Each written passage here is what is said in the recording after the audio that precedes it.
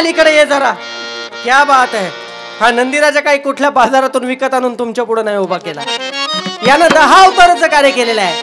आणि 10 अवताराचं कार्य करताना दुष्टांचा संहार आणि भक्तांचा प्रतिपाळ करणारा हे महादेवाचं वाहन आहे. हे नंदीराजा, अरे लय नाचला तू, लय नाचला. दमला असशील ना. बस खाली, बस जरा, बस खाली. क्या बात आहे. बसला बाबा नंदीराजा. मला सांगा, हा नंदीराजा कुणा पुढे बसतो?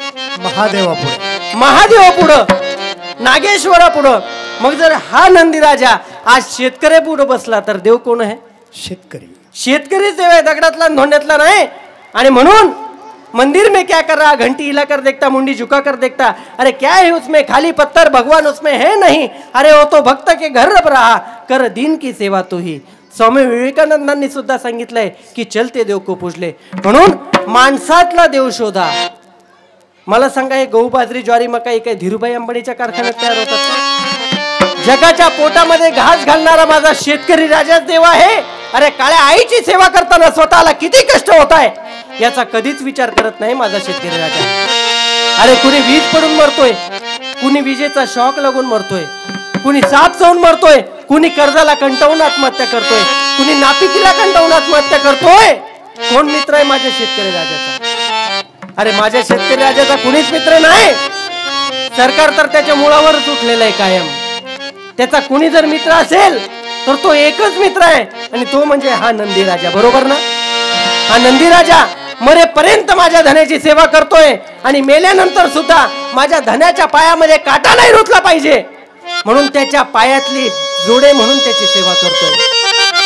आणि म्हणून ते ऋण फेडण्यासाठी आपण वर्षातून एकदा त्याची पूजा करतो. बरोबर आहे? कधी करतो बाळा आपण पूजा? नंदीची पूजा कधी करतो? बैलाची पोळ्याच्या दिवशी. पोळ्याच्या दिवशी आपण त्याची पूजा करतो. पोळ्याच्या आदल्या दिवशी खांदाबळणी होते. अरे वर्षभर त्यानं जोखंड, आपल्या संसाराचं जोखंड त्याच्या खांद्यावर वाहिलेलं असतंय म्हणून त्याचे खांदे दुखावलेले असतात. म्हणून माझा शेतकरी राजा आपल्या बैलाच्या जोडीला घेऊन एखाद्या अवधावर जातोय, एखाद्या तलावावर जातोय आणि मूळ नावाच्या गवताची विणी करून त्याची खांदामळणी करतोय. पोळ्याच्या दिवशी 11, 11:30 पर्यंत त्याची सजावट चालते. अरे घरातली छोटी छोटी लेकरं बापाच्या मध्ये मध्ये करतात. नंदीच्या खालून जाय, रंगाच्या टोपल्यात हात बुडव, बैलाच्या पाठीवर शिक्के मार, असे मध्ये मध्ये करत असतात ते. आणि मग असा सजतोय माझा नंदीराजा. 1-1:30 वाजेची वेळ झालेली. माझा शेतकरी राजा काय थाट सांगाव भाऊ. गुडघ्यापर्यंत धोतर खोसलेलं, कधी पान खाणार नाही पण तोंड पानानं लाल. आणि जितकं तोंड लाल तितकेच डोळे लाल. आणि मग डौलाने निघतोय माझा शेतकरी राजा या नंदीचा कासरा घेऊन. अरे विशीमध्ये येतोय. विशीमध्ये बैलाला बैल दाटतोय, माणसाला माणूस दाटतोय, काठीला काठी घासते. येसकरानं ह्या हाताचं तोरण त्या हाताला नेलं की असे बैल पळते, असे बैल पळते की वर्षभर बैल मार खात नाही, एवढं पोळ्याच्याच दिवशी मार खात. खरं सांगा, ज्या नंदीराजानं आपल्याला आयुष्यभर आपली सेवा करावी, आयुष्यभर आपला ऊस कारखान्यापर्यंत पोहोचवावा, अरे आयुष्यभर राबावं, मेल्यानंतर सुद्धा आपल्या पायामध्ये त्याचे जोडे, त्याच्या कातड्याचे जोडे घालतो, तरी सुद्धा आपण पोळ्याच्या दिवशी त्याची पूजा करायची तर आपण त्याला मारणं शोधतो आपल्याला. आणि इतकं मारतोय की त्याच्या अंगातून रक्त येतंय, त्याच्या डोळ्यातून अश्रू येतात. अरे आमची माऊली ज्यावेळी पूर्णाच्या पोळीचा घास त्याच्या तोंडाशी नेते, खात नाही ते. मग आमची माऊली धन्याला विचारते, का हो खात नाहीये, काय झालं याला? उपाशी त्याला.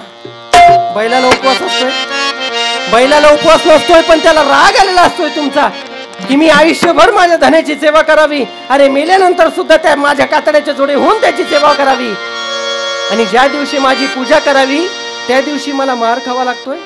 नको तुझ्या पूर्णाच्या पोळीचा घास. आणि ते शाप देतय तुम्हाला. म्हणूनच माझा शेतकरी राजा मोठीने नेतोय आणि पोत्यानं आणतोय, तरी सुद्धा पुरतय का? अरे एकच पोळा, एकाच वर्षीचा पोळा तुम्ही काठी मुक्त साजरा करून बघा, तुमच्यासारखा सुखी कोणी होणार नाही. हा नंदीराजा ज्यावेळी म्हातारा होतोय त्यावेळी म्हातारा झाल्यानंतर आपण बाजारातून नेऊन विकून टाकतोय. आणि म्हणून जसा हा नंदीराजा आपल्यासाठी राबराब राबतोय तसेच आई वडील सुद्धा लेकरा बाळांसाठी राबराब राबतात, आयुष्यभर राबराब राबतात. अरे त्यानं डॉक्टर बनावं, इंजिनियर बनावं म्हणून लोकांच्या शेतामध्ये रोजंदारीने काम करतात आणि मग आपल्या पोटच्या पोरांना शिकवतात, मोठं करतात. परंतु ती मोठी झालेली मुलं आपल्या म्हातारं झालेल्या आई वडिलांना वृद्धाश्रमाचा रस्ता दाखवतात. म्हणून एकीकडे हा म्हातारा झालेला बैल त्याच्या धन्याला विनंती करतो आणि दुसरीकडे म्हातारे झालेले आई वडील त्याच्या लेकराला विनंती करतात.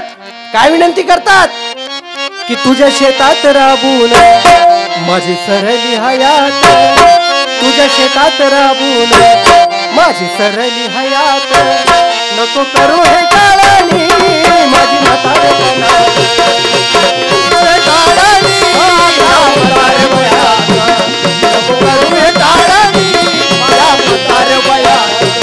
तुझ्या शेतात राबून माझी सरली हयात, तुझ्या शेतात राबून माझी सरली हयात, नको करू हे काळानी माझी म्हातारे पदात, नको करू हे काळानी माझ्या म्हातारे पयात, नको करू हे काळानी माझ्या म्हातारे पयात.